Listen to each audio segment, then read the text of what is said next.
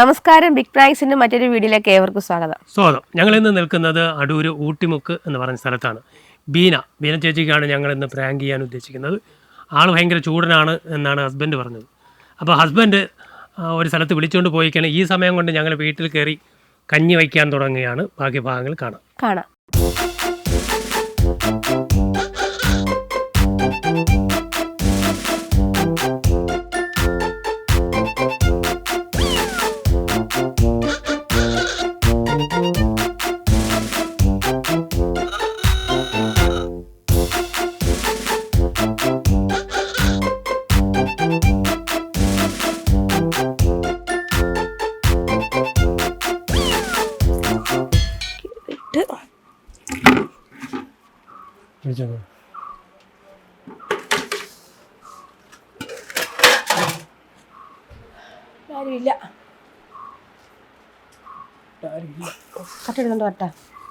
കട്ടെടുത്തോണ്ട് വരട്ടെ.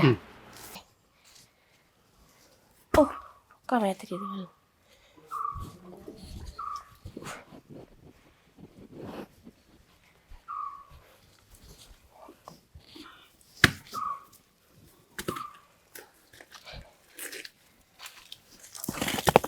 കൈ എടുത്തോണ്ടങ്ങ് കളഞ്ഞ്.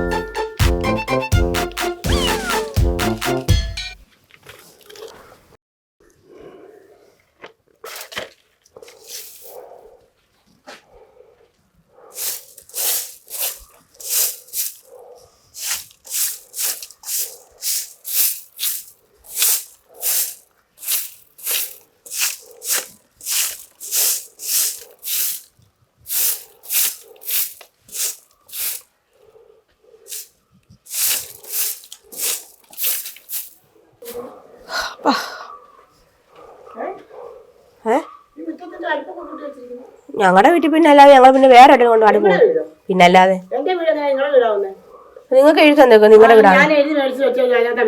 എന്നാ ഇത് ഞങ്ങൾ എഴുതി വാങ്ങിച്ച വീടാ. എന്തേ ലൈറ്റർ എന്ത് ചോറ് വെക്കാനാ?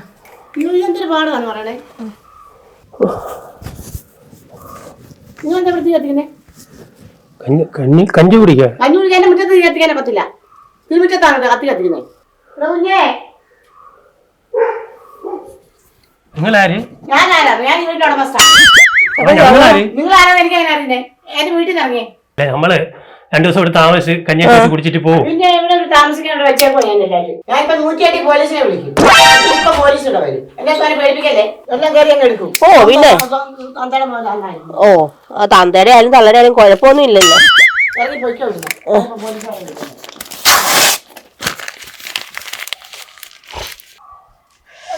രണ്ടുപേരും ഇവിടെ വന്നിരിക്കുന്നത്.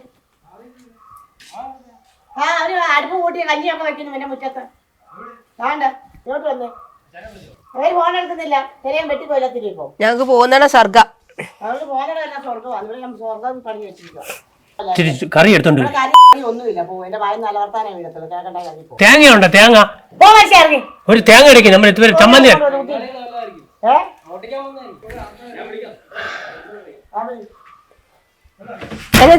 കേറാൻ പറ്റും. തേങ്ങ എടുക്കട്ടെ. ഒരു തേങ്ങ തേങ്ങ നടക്കുന്നു. ഈ ചോറ് വേവായി ചേച്ചി. തേങ്ങ ചേച്ചി. തലമണ്ടി അടിച്ചു. നമ്മളിവിടെ വെച്ച് ഇതുപോലെ കഞ്ഞി വെച്ച് കുടിച്ച് പോകൂലേ? അത് വേണ്ട. കാന്തോരം കഞ്ഞി വെക്കാനാണ് ഞാൻ വീഡിയോ ഉണ്ടാക്കി വെച്ചത്. അതിന് റോഡിൽ വെള്ളം കോരി ഒഴിക്കാൻ. അപ്പൊ അതിന് വെള്ളം തിളക്കിയാണ്. അയ്യോ ചോറ് വേവായി ചേച്ചി. എന്തൊരു ദോഷമാ ചെയ്യുന്നേ. നമുക്ക് അകത്ത് കഞ്ഞി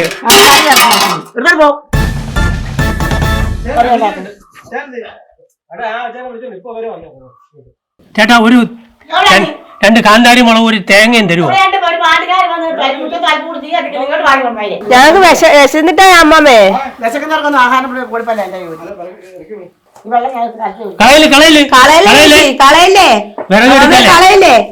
വിറകെടുക്കല്ലേ?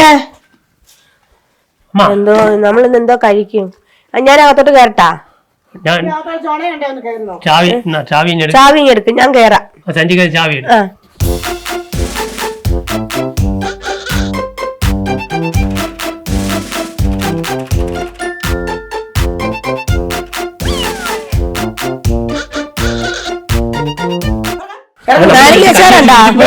കാല് വെക്കാൻ സാധനം റോഡിൽ കൊണ്ട് ചൂട്ടും.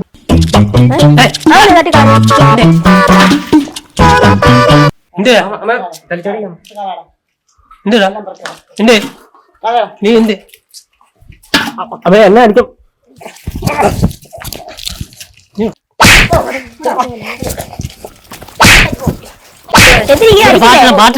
പാത്രം എടുത്ത് കളയാൻ തന്നെ.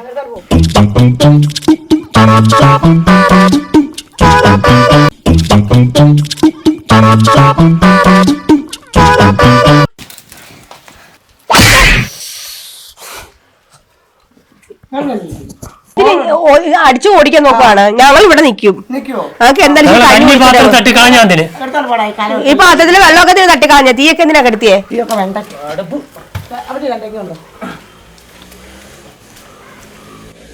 തടി കഷ്ണമൊക്കെ പെരുക്കി മാറ്റിയത് കാര്യമായി. നമുക്ക് കഞ്ഞി വെച്ച് കുടിക്കണ്ടേ? അടുപ്പ് കൂട്ടിക്കട്ടെ ചേച്ചി. ഞങ്ങൾ ഇച്ചിരി കഞ്ഞി വെച്ചിട്ട് ഞങ്ങളങ്ങ് പൊക്കോളാം. ചേച്ചി ഞങ്ങൾ ഇച്ചിരി കഞ്ഞി വെച്ചിട്ട് ഞങ്ങളങ്ങ് പൊക്കോളാം. നമ്മള് ഇവനെ കഞ്ഞി വെച്ച് കുടിക്കാൻ വേണ്ടി ഇവിടെ റോഡി വെക്കാൻ പറ്റില്ലല്ലോ.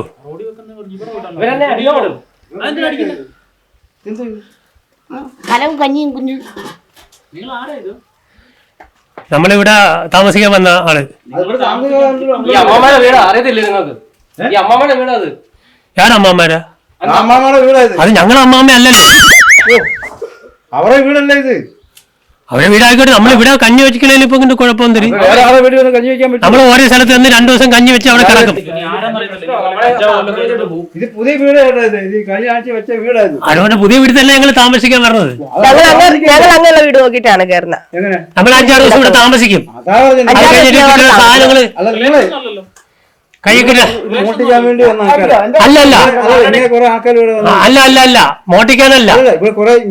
നമ്മൾ 2 ദിവസമൊക്കെ ഇവിടെ താമസിക്കും. ഇവിടെ ഇരിക്കുന്നില്ല. എന്താ പറഞ്ഞേ? ഇവിടെ ഇരുന്നട്ടെ. ഇച്ചിരി വെള്ളം തരുമോ? കാലടുത്ത് കഞ്ഞി ഇവന്മാരൊക്കെ ഞാൻ ഇപ്പൊ 2 ഇവന്മാർക്കെല്ലാം മണ്ട അടിച്ച് നിന്നൊക്കെ അടിച്ച് ഞങ്ങൾ പറയും. ഞങ്ങളെ കലവും ചട്ടിയൊക്കെ എടുത്തോണ്ട് പോയണ്ട.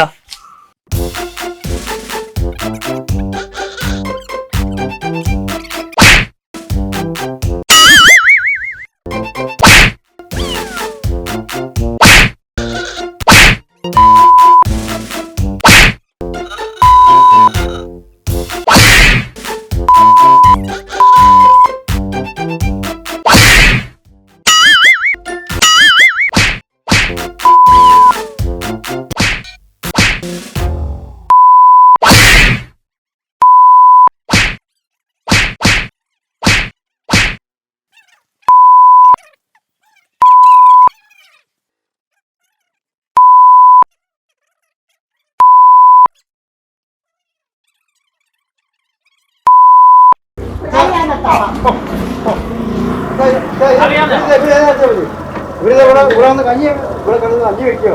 ഞങ്ങളെല്ലാവരും ഇവിടെ നോക്കിയിരിക്കുക. അമ്മാമ്മ ഒറ്റയ്ക്കേ ഉള്ളൂ. ഞാൻ സത്യമായിട്ട് ഞങ്ങളെ വീട്ടിൽ വിളിച്ചു പറഞ്ഞു. സാറേ സാറേ അടുത്ത് വരെ കഞ്ഞി വെച്ച് കുടിച്ചു കണ്ടിരുന്നപ്പം ആരാണ് എന്റെ ഭാര്യ അവരെ വന്ന് ഇതൊക്കെ എടുത്ത് അടിച്ച് പൊട്ടിച്ച് കളഞ്ഞു. ആൾക്കാരെ കൂട്ടാൻ പറഞ്ഞു. ആൾക്കാരെ കൂട്ടാൻ എന്റെ വീട്ടിൽ കിടന്ന് ജാതിപത്യം തൊഴിച്ച് മുറ്റത്ത് കരിങ്കല്ലും കൂട്ടി അടുപ്പും കൂട്ടി പുകച്ചെന്ന് ഞാൻ തുടക്കണം. അയ്യോ പോയിട്ട് ആനയിച്ച കഥ പറയാനകത്ത് കയറി വെച്ചോണ്ട് പോകണമെന്ന് പറയണം. മൈര്യങ്ങളെല്ലാം ഇറക്കി വിടല്ല മൈര്യങ്ങളെ അടുത്ത് ഞാൻ മരിച്ചു. പറയട്ടെ പ്രാങ്ക്സ് എന്ന് പറഞ്ഞിട്ട് ഒരു ഫണ്ണി പ്രോഗ്രാമാണ്. ഞാൻ ചോദിച്ചു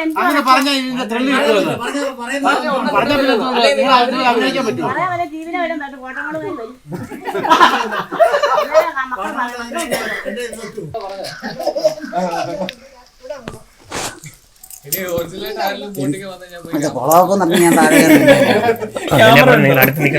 ഞാനിവിടെ അടുത്തുണ്ടായിരുന്നു, അപ്പുറത്തുണ്ടായിരുന്നു. അല്ല അത് കുഴപ്പമില്ല. അടിയൊന്നും